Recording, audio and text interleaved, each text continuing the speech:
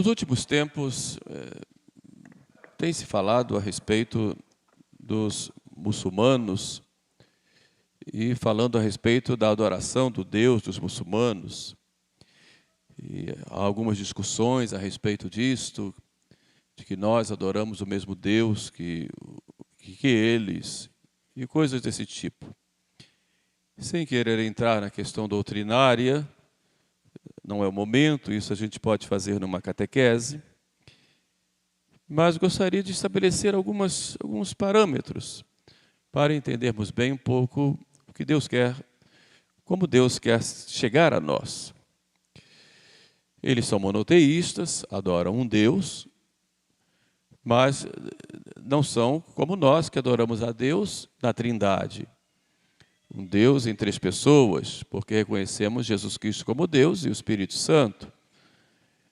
Mas há uma diferença, além dessa, que é importante para a nossa reflexão. Para os muçulmanos, o Deus é muito distante. Um Deus transcendente, que tem uma lei, dá as normas, mas está distante. O próprio termo Islã significa submissão. Uma submissão total a esse Deus que é distante, que ordena, que obriga a fazer as coisas, depois vai julgar e depois vai dar o prêmio ou não. Para nós é diferente. O nosso Deus é também transcendente, ou seja, Ele está acima do criado, mas Ele também está próximo de nós. Então o nosso Deus, Ele é amor. E é por amor que Ele quer estar com os homens. Então a própria obra da criação é a obra do amor de Deus, porque o amor ele tende a se expandir, tende a ir para fora. Ninguém ama para si. Quando a gente ama para que esse amor se expanda. E é por causa desse amor de Deus que Deus criou todas as coisas e criou o ser humano. E criou o ser humano para estar conosco, para ficar conosco.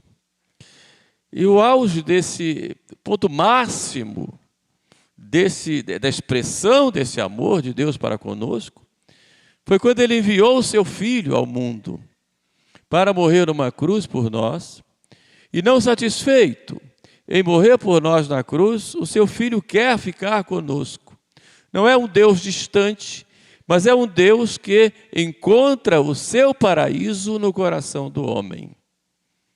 E é neste sentido que Jesus Cristo diz para os apóstolos na última ceia: tenho desejado ardentemente comer essa Páscoa convosco.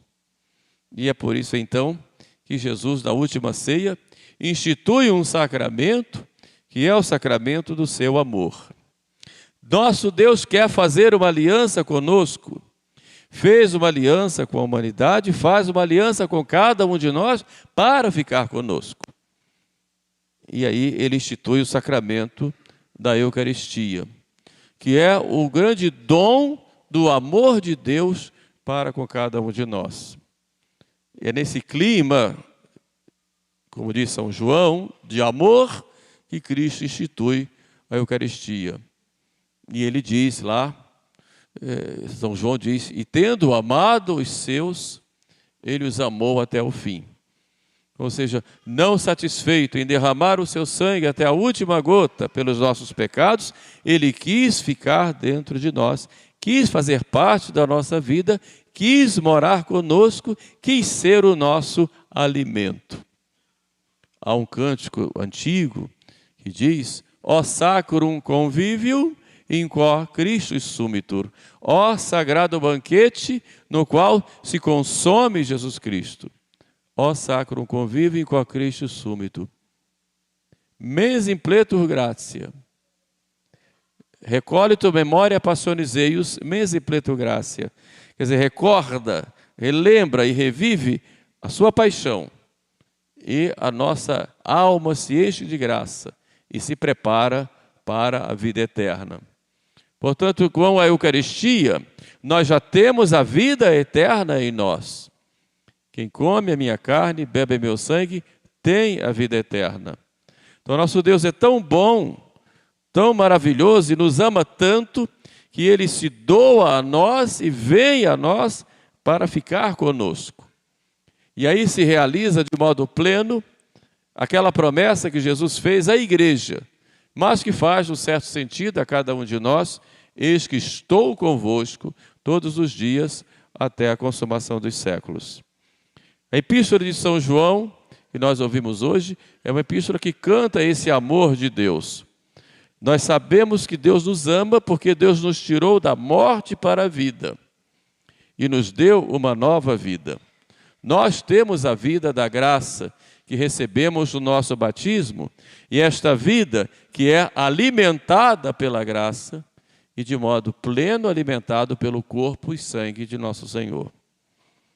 Por isso a Eucaristia é dada para nós como um alimento que nos fortalece nesta caminhada aqui na terra. Aquele que é fraco para ficar forte, aquele que é forte para ficar mais forte ainda. Aquele que é tíbio para ser fervoroso, e o que é fervoroso para se santificar mais ainda. Esse é o pão dos anjos que desceu do céu, que nos dá a vida eterna e que é para nós semente de eternidade e semente de ressurreição. Quer dizer, este corpo mortal, ao receber a Eucaristia, ele se reveste já de modo antecipado da semente da eternidade, da imortalidade, porque nosso corpo se une ao corpo de Jesus Cristo. Esta é a grande graça que Deus nos dá e é o grande dom do seu amor para conosco. E tudo movido pelo amor dele por cada um de nós. E é claro que todos nós somos chamados a participar desse banquete. E é nesse sentido que a igreja nos apresenta hoje a parábola do banquete, no evangelho que acabamos de ouvir. Um pai de família faz um grande banquete das núpcias de seu filho. Esse pai é Deus, que faz o banquete, que nesse banquete aí, essa sala, é a igreja de Jesus, porque Jesus tem uma igreja, a sua igreja, o seu povo, ou o seu corpo místico, como entendemos também. E nos chama a participar deste banquete. E esse banquete, e notem que o banquete é um lugar de alegria, onde as pessoas se encontram, mas as pessoas também são recebidas pelo dono da casa, no caso aí é Deus, mas onde as pessoas também são servidas.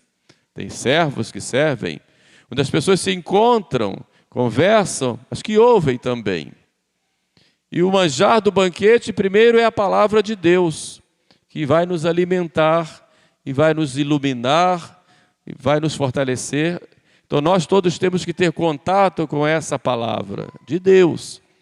Temos contatos com tantas palavras do mundo, que muitas vezes nos desvirtuam do caminho certo.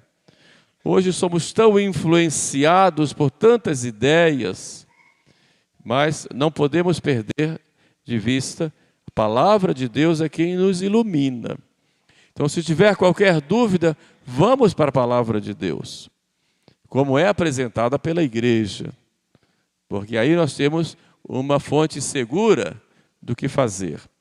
Mas também recebemos, além do alimento da palavra de Deus, nós recebemos o alimento da Eucaristia, que é o manjar que vem para nós, o pão dos anjos, que nos é servido para nos fortalecer. Mas nem sempre nós estamos atentos a isto. Por isso Cristo contou a parábola dos convidados que começaram a se excusar. Deus chama a todos, quer que todos participem da sua igreja, que todos vivam esta palavra, que recebam essa palavra e coloquem em prática. Que todos vivam na santidade, porque é claro que nossa vocação primeira é sermos santos. Claro que é um processo, mas temos que trabalhar para isso, e nos esforçar para isso, naquilo que depende de nós. A santidade é obra também da graça, mas e o que nós vamos fazer? Fomos convidados a isso. E como reagimos diante desse chamado de Deus? Aí Jesus coloca 3 classes de pessoas que dizem não. A primeira disse: eu comprei uma quinta, um sítio, uma granja, e preciso ir ver. A segunda diz: eu comprei 5 juntas de bois e preciso experimentar. E a terceira: eu me casei e não posso ir. Os santos padres interpretam aí as 3 concupiscências que todos nós temos e que muitas vezes impedem de nós irmos a nosso Senhor. Comprei uma quinta e preciso ir. Representam aqueles que não têm tempo para Deus por causa dos seus trabalhos, das suas preocupações materiais. Preciso termos o cuidado porque nós nos assoberbamos de tantas coisas e se não houver aquele cuidado, aquele empenho, a pessoa não tem tempo nem de rezar uma Ave Maria. Então é preciso tomar o cuidado todos os dias. Eu preciso dos bens materiais, tenho que trabalhar para isso, mas isso não é meu fim. Preciso ter uma casa, preciso ter os meios para viver, mas isso não é o meu fim. Isso é meio para eu alcançar o meu fim, que é muito maior do que aquele bem, que é a vida eterna. Então eu não posso de maneira alguma colocar a finalidade da minha vida em ter bens. Posso até ter, mas isso não é o meu fim. A finalidade, meu objetivo é muito maior, transcende a minha própria existência. É a vida eterna, é a comunhão com Deus e a vida eterna, como consequência. Então eu tenho que cuidar disso. Então no meu trabalho, eu vou oferecer o meu trabalho ao nosso Senhor.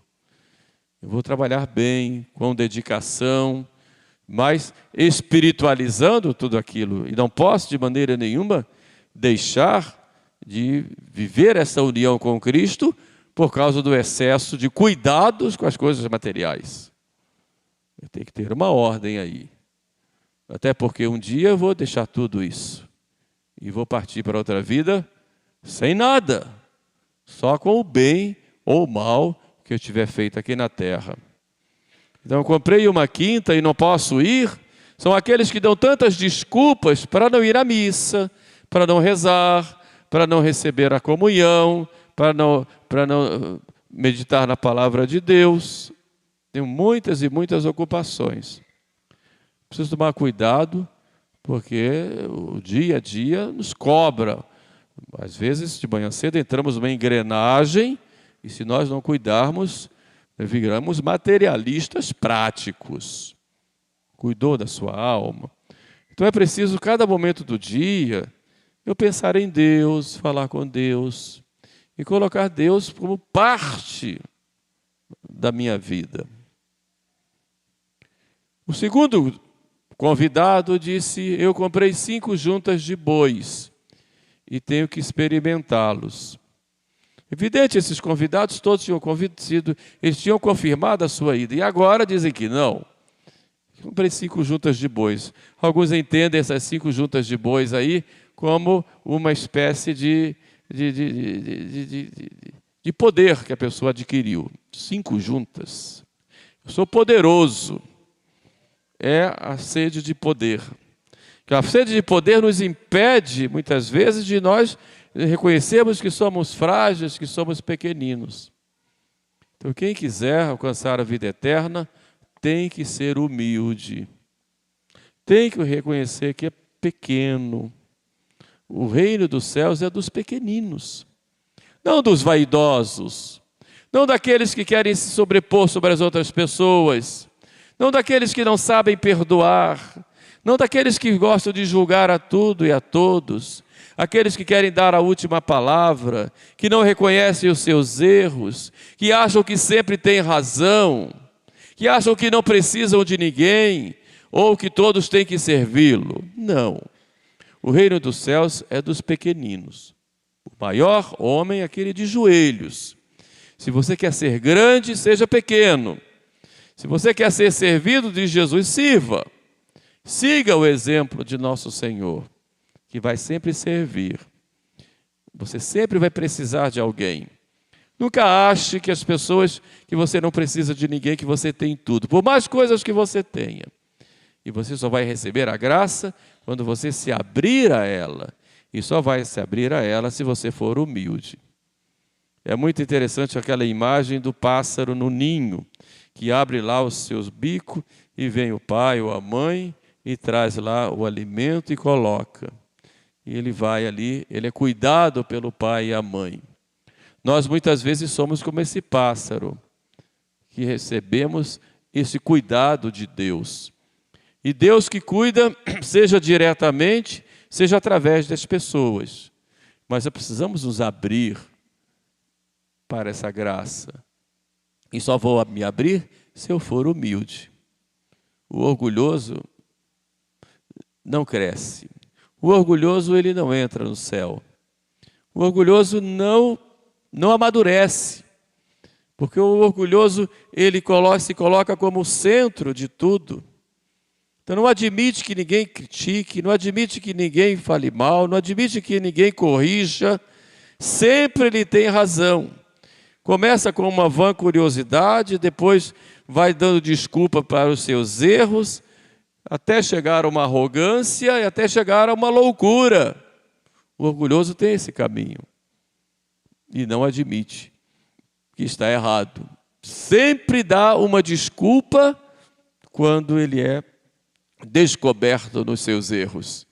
Sempre coloca a culpa nos outros ou, quando diz que ele é culpado, não se reconhece culpado como tal. Simplesmente vai se desculpar dizendo que teve um motivo para ele cometer aquele erro, que para ele não foi um erro, foi um acerto.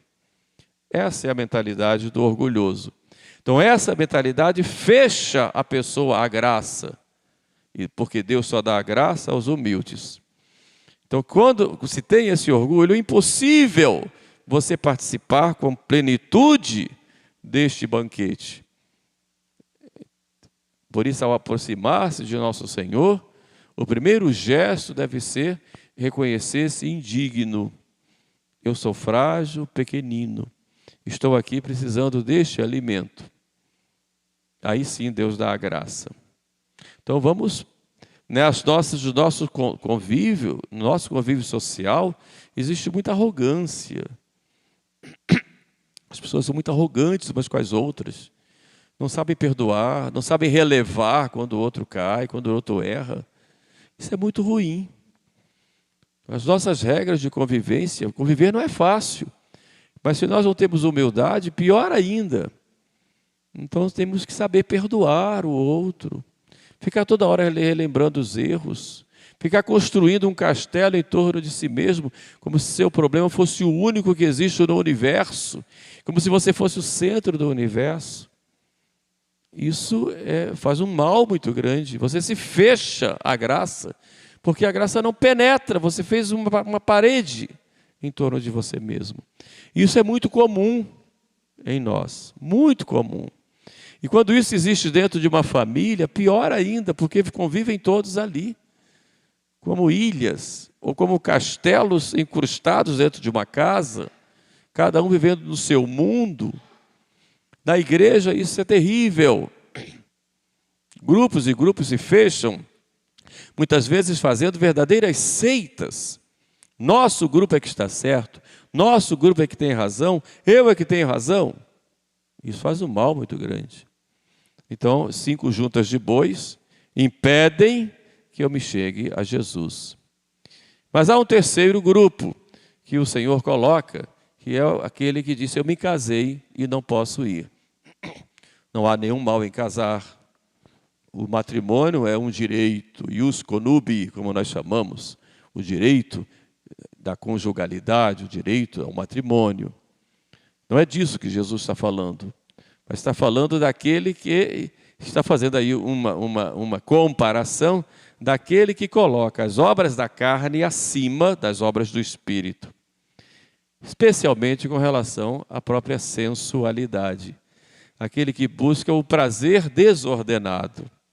Porque Deus deu o prazer para nós, um prazer ordenado. Tudo numa ordem, em vista da nossa conservação, da nossa vida, conservação da espécie humana. Existe o prazer ordenado. O problema está na desordem, na busca desenfreada de prazer. Como, por exemplo, vou beber um pouquinho, ótimo. Se eu exagero, estou na desordem. Assim na comida, assim no lazer e tudo mais. O prazer ordenado é para o meu bem. O desordenado me faz mal e me afasta de Deus. E é exatamente isso que Jesus se refere, que esse prazer desordenado impede que eu me chegue a nosso Senhor. Me casei e não posso ir. Não há problema em casar. O problema está na desordem com que você busca as coisas. É claro que a virtude está no meio, está no equilíbrio. E sem a graça de Deus é impossível a gente conseguir. Porque há em nós uma tendência, uma desordem, fruto do pecado original. Daí a necessidade que nós temos constantemente de uma ascese, de uma penitência, do espírito de sacrifício. Mas nós somos moles, queremos uma vida fácil, sem sacrifícios. As pessoas têm preguiça de se levantar da cadeira para ir pegar um copo d'água, precisa na mão. Acontece isso muitas vezes. E tem que fazer um sacrifício, já reclama. Preciso levantar mais cedo, preciso cuidar de uma coisa, cuidar de outra. Tudo que é difícil, que requer sacrifício, as pessoas reclamam. Porque nós temos esta tendência. Mas o cristão não pode ser mole assim. Tem que estar disposto a sofrer, a passar dificuldades, se for preciso, em busca de um bem maior. Imagine, por exemplo, hoje, se vivêssemos naquele tempo em que as pessoas se levantavam 3 horas da manhã, 4 horas da manhã, para ir para uma missa no domingo. Quem é do interior aqui sabe disso. E às vezes debaixo de chuva, não é? Os mineiros aí, os capixabas, sabem muito bem disso. E chegavam lá com o chinelo na mão, lavavam o chinelo na porta da igreja, para poder entrar, porque estava tudo cheio de lama. Não era assim? E voltavam felizes para casa, passavam na feirinha, compravam uma coisinha e depois ia para casa feliz da vida. Meu Deus do céu, nosso povo hoje é muito mole. Não, muito mole. Está chovendo, não vou para a missa, a igreja do lado. Porque falta espírito de sacrifício.